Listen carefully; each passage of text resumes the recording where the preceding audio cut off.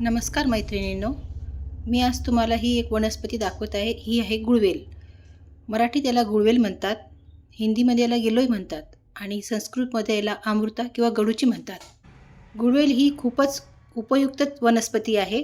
ह्याचा शरीरावर फार सुंदर आणि चांगला परिणाम होताना दिसतात. अनेक आजारावर गुळवेल ही उपयुक्त वनस्पती आहे. गुळवेल ज्याच्या वापरात नाही असा एकही आयुर्वेदिक डॉक्टर शोधूनही सापडणार नाही. गुळवेल ही वनस्पती जर तुमच्या आसपास जर असेल तर तुम्ही ती जतन करा. मी तर माझ्या अशा ह्या कुंडीमध्ये ही लावली आहे. हिची लागवड करणे फारसं काही कठीण नाही आहे. 5 ते 6 इंचाचा तुकडा तुम्ही जर कुंडीमध्ये टाकला तर तो सहजच उगवेल. गुळवेल तुमच्या गॅलरीत किंवा कुठल्याही वनस्पतीच्या आधारे ती सहजच लागते. आयुर्वेदामध्ये लिंबाच्या झाडावर वाढलेली सर्वात जास्त फायदेमंद किंवा आरोग्ययुक्त अशी उपयुक्त अशी वेल मानली जाते. गुळवेल ह्या वनस्पतीचा उपयोग आपल्याला अनेक आजारांवर होताना दिसतो. गुळवेलचा काढा अनेक आजारावर बहुगुणी आहे. जर तुम्हाला सर्दी पडसे असेल तर याचा काढा अतिउत्तम आहे. तसेच हा काढा पांढऱ्या पेशी वाढवण्यास मदत होते. जर कोणाची भूक मंदावली असेल त्यावरही काढा अतिउत्तम आहे. तसेच मधुमेहावरीलही हा काढा पिणं अतिउत्तम ठरतं. एखाद्याला जर वारंवार सर्दी पडसे होत असेल तर तसेच किंवा टायफॉईड, डेंग्यू, मलेरिया जर होत असेल तर हा काढा पिण्यासाठी फारच बहुगुणी ठरेल. आयुर्वेदामध्ये ही अत्यंत महत्त्वाची वनस्पती मानली जाते. पांढऱ्या पेशी जर आपल्या कमी झाल्या असेल तर ह्या वनस्पतीचा काढा पिल्याने आपल्या पांढऱ्या पेशीसुद्धा वाढू शकतात. म्हणजे सैनिकी ज्या पेशा असतात त्या शरीरामध्ये झालेले संक्रमण किंवा व्हायरल इन्फेक्शन असेल त्याला मारण्यास खूप काम करते. म्हणजे गुळवेल ही वनस्पती आपल्याला रोगप्रतिकार शक्ती वाढवण्यासाठी खूप छान आहे.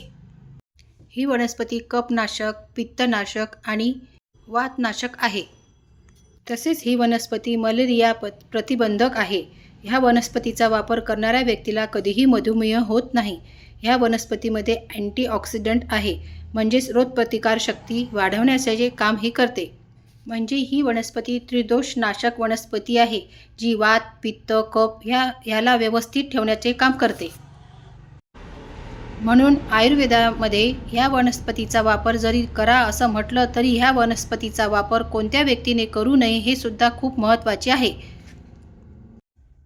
ज्या व्यक्तीचा BP लो होतो अशा व्यक्तीने ह्या वनस्पतीचा वापर करू नये किंवा अगदी कमी प्रमाणात करावा. परंतु ज्या व्यक्तीचा हाय BP होतो अशा व्यक्तीने याचा वापर जरूर करावा. तसेच गर्भवती महिला जर असतील त्यांनीसुद्धा याचा वापर करू नये. आता याचा वापर आपण कसा करावा किंवा याचा काढा केव्हा घ्यायचा हे तुम्हाला मी सांगते. इथे मी माझ्या कुंडीतील गुळवेलाची ताजी फांदी आणली आहे. ही फांदी स्वच्छ धुवून त्याचे 1-1 इंचाचे तुकडे करून घेतले. ह्याप्रमाणे 1-1 इंचाचे तुकडे आपण हवाबंद डब्यामध्ये भरून साधारण 7 ते 8 दिवसापर्यंत फ्रीजमध्ये आरामात स्टोअर करून ठेवू शकतो आणि आपल्याला हवा तेव्हा फ्रेश काढा बनवता येईल. हे तुकडे आपण एका खलबत्त्यामध्ये ठेचून घेऊ, म्हणजे काढ्यामध्ये त्याचा छान अर्क उतरेल. आता यानंतर एका भांड्यामध्ये 2 ग्लास पाणी घेतले. पाणी गरम व्हायला लागले की लगेचच ठेचून घेतलेला गुळवेल आपण त्यात घालूया आणि 5 ते 6 तुळशीचे पाणीसुद्धा घालूया.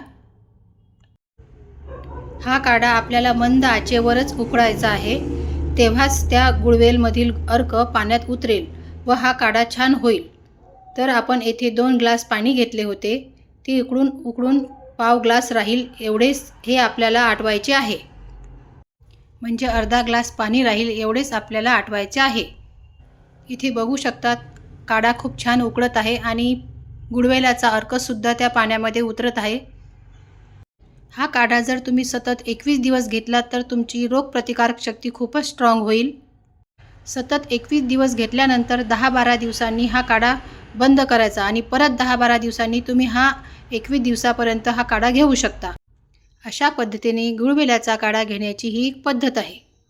सर्दी, ताप, खोकला, मलेरिया, हिवताप, डेंग्यू, चिकनगुन्या अशा बरेचशा आजारावर हा काढा तर बहुगुणी आहे.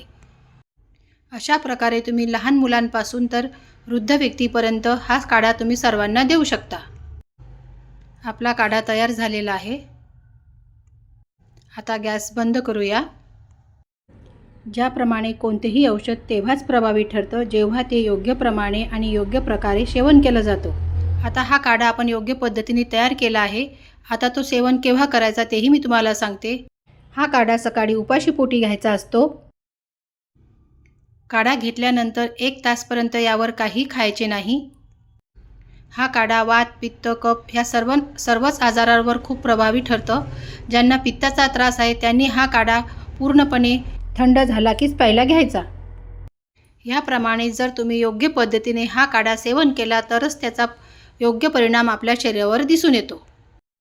त्यामुळेच या वनस्पतीला संस्कृतमध्ये अमृता असे म्हटलेले आहे, जे एका अमृताप्रमाणे आपल्या शरीरावर काम करते. आता पावसाळा आला आहे. पावसाळ्यामध्ये तर आपली पचनशक्ती खूपच वीक झालेली असते, म्हणजे मंदावलेली असते. अशामध्ये हा काढा आपल्यासाठी खूप छान आहे. लहान मुले किंवा वृद्ध व्यक्ती यांची पावसाळ्यामध्ये तर रोगप्रतिकारक शक्ती खूपच कमी झालेली असते. त्यांना जर तुम्ही हा काढा आताच चालू केला तर त्यांना सर्दी, पळसे, ताप, खोकला किंवा मलेरिया, चिकनगुन्या, डेंग्यू, मलेरिया अशा आजारांवर त्यांना हा काढा त्यांच्यासाठी खूप उपयुक्त ठरेल. माझी माहिती जर तुम्हाला आवडली असेल तर तुम्ही तुमच्या मैत्रिणींना किंवा आजूबाजूच्या नातेवाईकांना ही माहिती जरूर शेअर करा, म्हणजे त्यांना सुद्धा या वनस्पतीचा. तर माझी माहिती आवडली असेल तर एक लाईक जरूर करा. आणि हो, माझ्या चॅनलवर जर तुम्ही नवीन असाल तर माझ्या चॅनलला सबस्क्राईब करायला विसरू नका, म्हणजे तुम्हाला माझे असेच नवीन व्हिडिओ बघता येईल. तोपर्यंत स्वस्थ राहा आणि मस्त जगा. बाय.